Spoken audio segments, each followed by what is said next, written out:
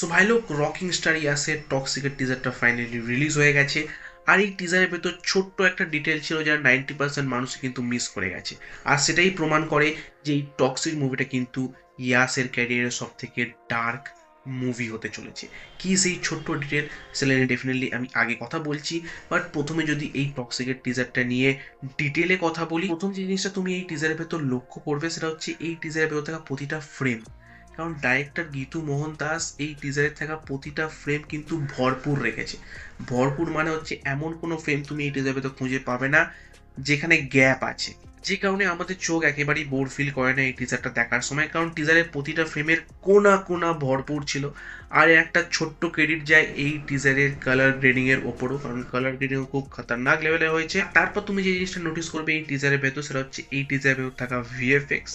কারণ সেটা definitely Indian standard অনুযায়ী বেশ ভালো, কোনো জায়গাতেই কাঁচা কাঁচা বা কাম চালাও টাইপের ভিএফএক্স একেবারেই ফিল হয় না। আর তারপর তুমি যে জিনিসটা নোটিস করবে এই টিজারের ভেতর, সেটা হচ্ছে এই টিজারের ভেতর থাকা জায়গাগুলো।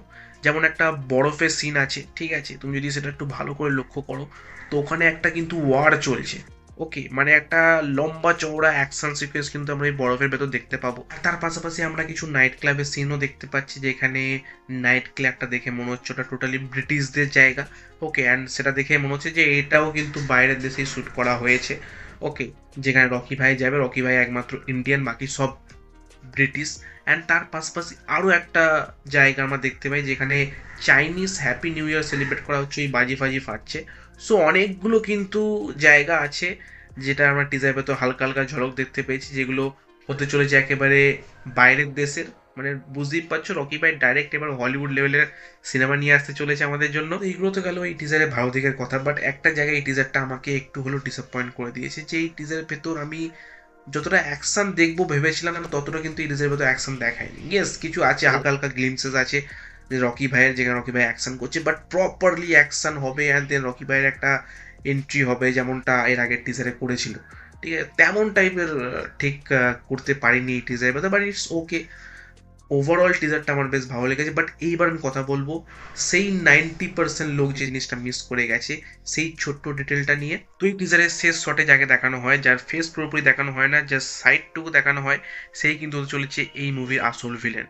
অ্যান্ড আমি যদি তোমাদের বলি যে এইখানেই কিন্তু মানুষ এই ছোট্ট ডিটেলটা মিস করে গেছে, ইয়াসই হতে চলেছে এই মুভির ভিলেন, তুই বলবে এটা কি করে সম্ভব? কারণ ইয়াস এখানে ডাবল রোলে আসতে চলেছে, একটা বাবা ইয়াস, একটা ছেলে ইয়াস। আর এই টিজারের শেষে যাকে দেখানো হয়েছে সে হচ্ছে ছেলে ইয়াস। এই কারণে সে শেষে যে ডায়লগটা বলবে যে আই অ্যাম হোম ড্যাডি, তো এই ডায়লগটা শুনে তুমি বুঝতে পারছো যে এখানে সে ইয়াসের ছেলেই হয়েছে। ওকে, মানে ইয়াসকে যদি কেউ হারাতে পারে তো সেটা খুদ ইয়াস নিজে। তো যে কারণে এই মুভির ভেতর আমরা বাবা বাসের ছেলের একটা ফেস অফ দেখতে পাবো। এটাই ছিল সেই ছোট্ট ডিটেল যা 90% লোক মিস করে গেছে।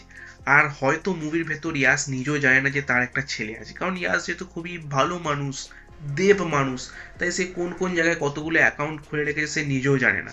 সেই কারণেই আমার জন্য এই টিজারের সব থেকে হাই পয়েন্ট হচ্ছে এই টিজারের একেবারে এন্ডিংটা, যেখানে আমরা ইয়াসকে ক্লিন সেভে দেখতে পাই। মানে এটা টোটালি আনএক্সপেক্টেড ভাই, যে ইয়াস ভাই দাড়ি ফাড়ি কেটে দিয়ে ক্লিন হিসেবে আমাদের সামনে ধরা দেবে, এটা টোটালি আনএক্সপেক্টেড ছিল আমার জন্য।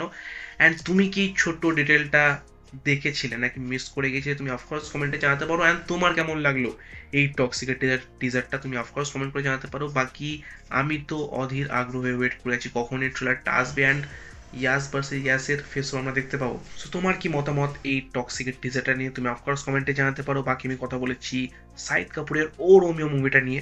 সো তুমি যাও কি আমার সেই রিভিউটাকে চেক আউট করতে পারো, তোমার সাথে হবে ঠিক সেই ভিডিওতে। So by.